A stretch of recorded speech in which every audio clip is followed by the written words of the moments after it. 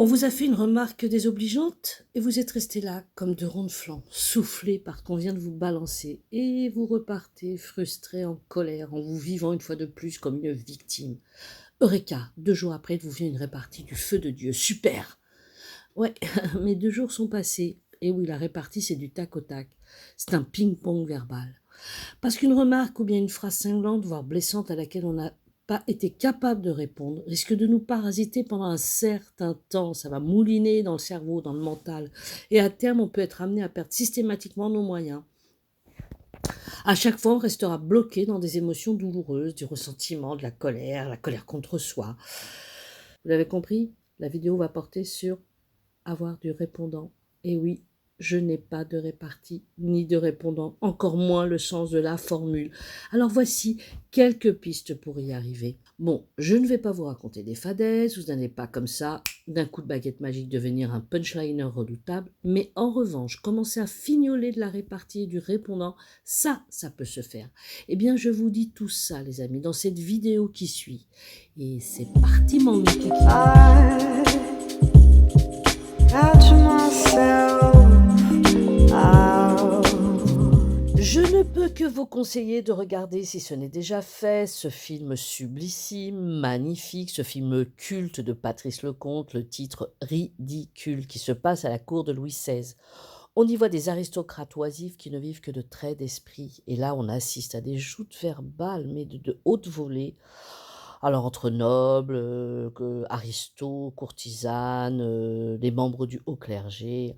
Et l'importance à cette cour du bel esprit est telle que ça peut faire vous pouvez faire une carrière époustouflante, autant que vous pouvez, que le ridicule peut vous la briser. Donc le film ne porte pas que là-dessus, mais c'est vrai que c'est intéressant pour comprendre le processus de tout ce qui est, joute verbale, sens de la formule et cetera. Bon, c'est de la haute volée, hein. Et puis, il y a aussi tous les films dans lesquels Audiard a écrit les dialogues, hein, les Lautner, les Grangier, je pense, notamment à Au tonton flingueur. Regardez ces films parce qu'Audiard, bah, voilà, c'est pas il est passé maître dans tout ce qui est punchline, dialogue, c'est sublissime. Voilà, ces films-là peuvent beaucoup vous inspirer.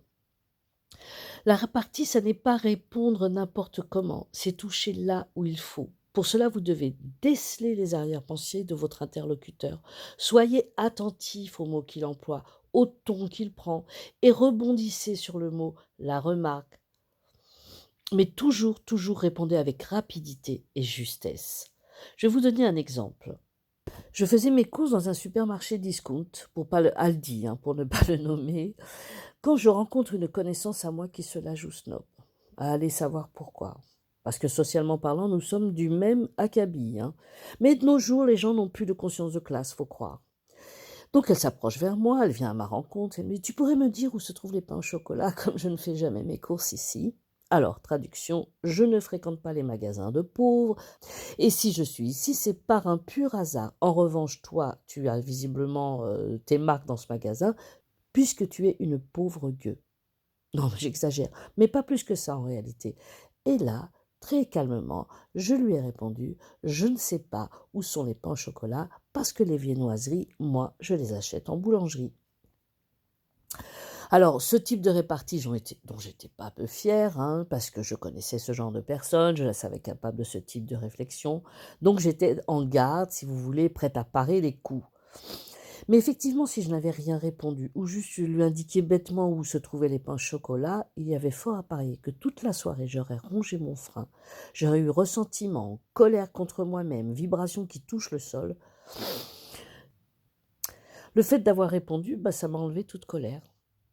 Si vous voulez, comme j'adore le dire, comme j'adore le répéter, j'ai circonscrit mon périmètre. Voilà. Je pense que cette personne ne me fera plus ce type de réflexion, hein. Et effectivement, là, pour le coup, je n'ai montré aucune agressivité, bien au contraire, et j'ai même affiché un sourire satisfait. Alors, je vais vous donner les quatre stratégies, 4 pistes à mettre en place. En 1, ne donnez pas votre validation.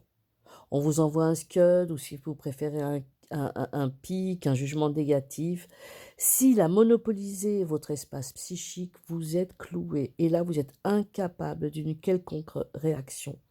Pourquoi vous êtes dans cet état? Dans cette millième de seconde, vous avez validé sans même le réaliser ce qui vient d'être dit à votre égard. Alors bon, c'est un lieu commun de le dire, mais n'adhérez jamais, au grand jamais, au travail de sable qu'on fait à votre égard. Donc en un, ne donnez pas votre validation. En deux, j'apprends à gérer mes émotions.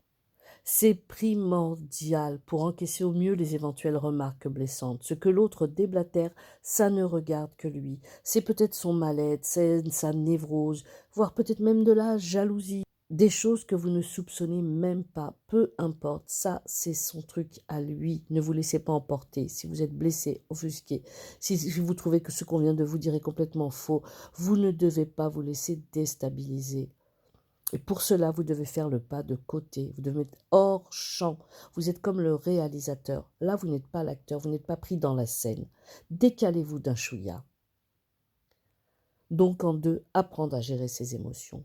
En trois, cultiver le calme intérieur. C'est le calme intérieur qui va nous permettre de mieux sentir et être à même d'y répondre avec justesse.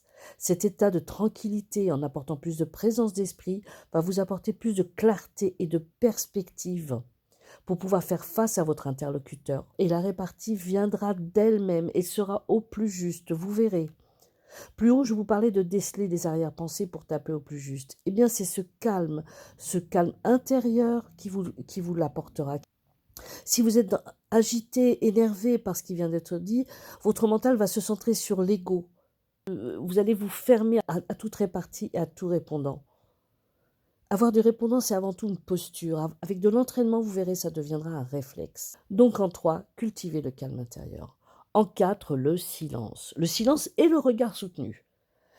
Pas le regard du poisson mort, hein, le regard un peu interrogatif, nunuche, hein. Non, un truc qui vient de l'intérieur. Le silence et le regard de «j'ai compris où tu voulais en venir et je n'irai pas».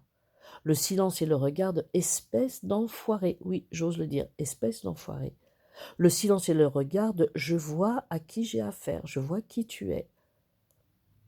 Le silence et le regard de «je ne suis pas dupe», etc., etc., etc. Et aucun mot ne doit sortir de votre bouche. Instaurer du silence est très déstabilisant pour l'autre. C'est une forme de communication. Vous constaterez très vite qu'il va baisser dans son insolence et dans son arrogance. Le silence a sa propre éloquence, parfois plus précieux que les paroles. Le silence est fait de paroles que l'on n'a pas dites. Anonyme, je ne sais pas de qui est cette citation. Ah oui, attention à la condescendance. Alors, ça ressemble à de la bienveillance, mais le mépris et la supériorité est juste derrière. Vous grattez un peu et vous les reconnaîtrez. Quand vous faites face à de la condescendance, soyez droit dans vos bottes. Je m'explique. Là, vous faites preuve d'équanimité. Vous n'êtes ni supérieur ni inférieur à la personne que vous avez en face de vous. Soyez vrai. L'authenticité est inattaquable. Ne montrez aucune agressivité, restez calme. Si vous montrez de la nervosité ou même de l'agressivité, l'autre n'y verra juste que de la faiblesse de votre part. Et ne montrez pas que vous êtes sur la défensive, vous aggraveriez votre cas. Le truc bien avec la condescendance, c'est que selon notre attitude, ce qu'on va donner à voir, la manière qu'on en a de s'exprimer, la réponse que l'on va donner, la vapeur peut très vite se retourner. Vous allez le remarquer rapidement. La personne qui vous fait face va vite se montrer déstabilisée. En fait, l'autre, de par qui vous êtes, votre métier, votre sexe, voire votre origine sociale et ou ethnique, d'emblée, l'autre vous met dans une case. Il ne le fait pas exprès, hein, c'est presque un réflexe. Mais si, à contrario, vous n'êtes pas dans le cercle de référence qu'il vous a attribué, là, vous le perdez. Et vous allez voir ipso facto sa déstabilisation. Ne soyez pas là où les autres décrètent de vous mettre. Plus globalement, si vous faites très souvent face à ce type d'interaction, qu'est-ce que vous renvoyez pour avoir ce type de retour? Que donnez-vous à voir?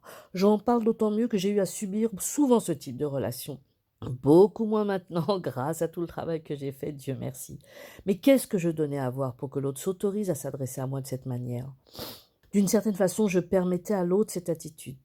Si ces situations se répètent, il y a quelque chose chez vous qui déclenche ces remarques. Faites une introspection. Dans quelle situation vous mangez ces remarques désobligeantes? Et qui vous les fait? Il faut peut-être envisager de ne plus voir ces personnes, je ne sais pas, hein. Mais bien sûr, vous n'êtes pas coupable, vous n'êtes coupable de rien. Mais on a toujours, évidemment, je vous apprends rien, on a toujours sa part de responsabilité. Tout parle de nous. Notre apparence physique, notre voix, notre attitude, notre gestuelle, notre regard. Ne négligez pas la puissance du non-verbal. Il en dit beaucoup plus que de tous les mots qui pourront sortir de notre bouche. Et ben voilà les amis, la vidéo est maintenant terminée. N'oubliez pas, vous méritez, nous méritons le meilleur. Je vous dis à très bientôt. Ciao, bye bye. Kislema, arrivederci. À bientôt les amis. Ciao, ciao.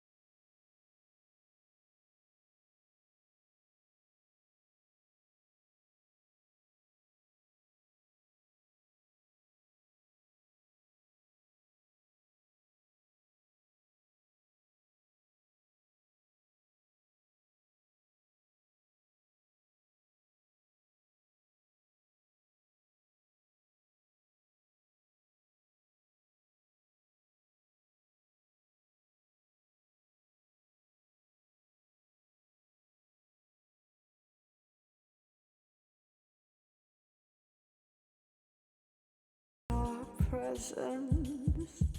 Being